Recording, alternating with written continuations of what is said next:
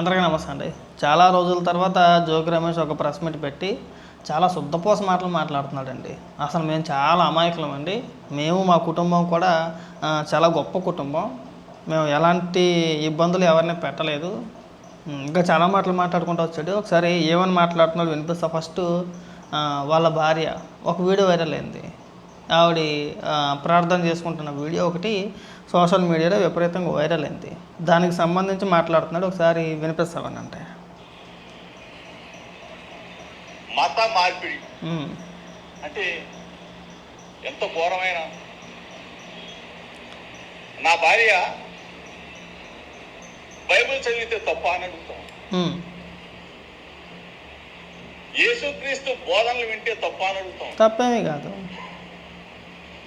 మేము తిరుమల వెంకన్న దగ్గరికి వెళ్తాం, శ్రీశైలం మల్లన్న దగ్గరికి వెళ్తాం, అమ్మ కనకదుర్గమ్మ దగ్గరికి వెళ్తాం, కాశీ విశ్వనాథుని దగ్గరికి వెళ్తాం, యోగా హోమాలు చేస్తాం.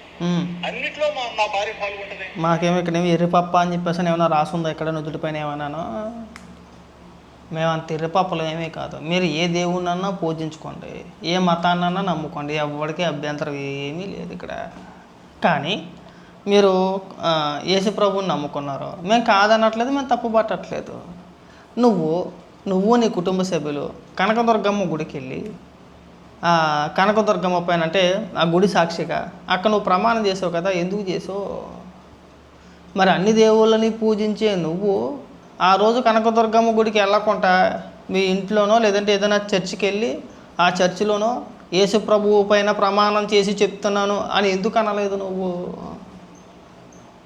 మేము దేవుళ్ళని కించపరచట్లా, నీ మతాన్ని మేము కించపరచట్లా. కానీ మీ కోడలు చేసిన ఆరోపణ ఏంటి? అక్కడ మీ కోడలు క్లియర్గా ఒక ఆరోపణ చేసింది.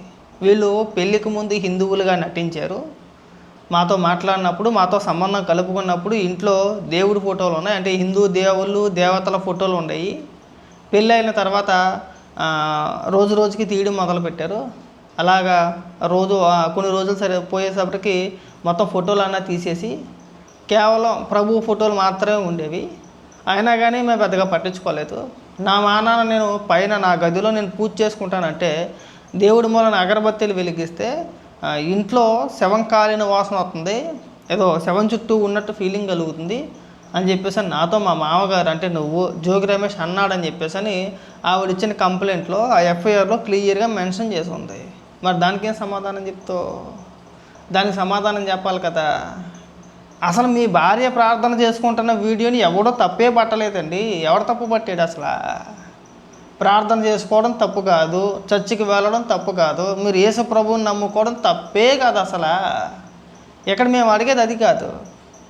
మీరు వేరొక మతాన్ని నమ్ముకొని మీ రాజకీయ ప్రయోజనాల కోసం మీ పైన కొన్ని ఆరోపణలు వస్తే మీరు వెళ్ళి కనకదుర్గమ్మ తల్లి గుడికి వెళ్ళి ఆ గుడి దగ్గర మీరు ఎలా ప్రమాణం చేస్తారని అడుగుతున్నాం మేము. దానికి సమాధానం చెప్పండి. అంటే మా దేవుల్ని కించపరిచినట్టే కదా, మా మతాన్ని కించపరిచినట్టే కదా. పర్వాలేదులే, మనం చేసిన తప్పుడు పనులకి కప్పిపుచ్చుకోవడానికి మన హిందువులను అడ్డం పెట్టుకోవచ్చు, హిందూ దేవుళ్ళని అడ్డం పెట్టుకోవచ్చు. మన గుడికి ప్రమాణం చేస్తే జనం గుడ్డిగా నమ్మేస్తారు, అంతేనా? ఏమో మేము ఎప్పుడు చూడలేదండి. సాధారణంగా నేను హిందూ అయినప్పటికీ కూడా నేను పెద్దగా గుళ్ళకి గోపురాలకి పెద్దగా తిరిగే వ్యక్తిని కాదు. అలాగని చెప్పేసి ప్రతిరోజు పూజ చేసే వ్యక్తిని కూడా కాదు. ఏదో మనసులో తలుచుకుంటాను శివయ్య అని చెప్పేసి తలుచుకుంటాం అంతే. ఇంక పొద్దున్న లేవగానే లేచామా, పోన్లే శివయ్య లేచాం ఏళ్ళకి, మళ్ళీ పొద్దులేతో ఉంటామో పోతామో తర్వాత సంగతి తర్వాత అని మనసులో తలుచుకుంటాను అంతవరకే. కానీ గుళ్ళకి గోపురాలకి లేదంటే ఇంట్లో అగరబత్తులు కూడా నేను వెలిగించను. అలాగని చెప్పేసి నేను ప్రార్థనలు కూడా చేయను.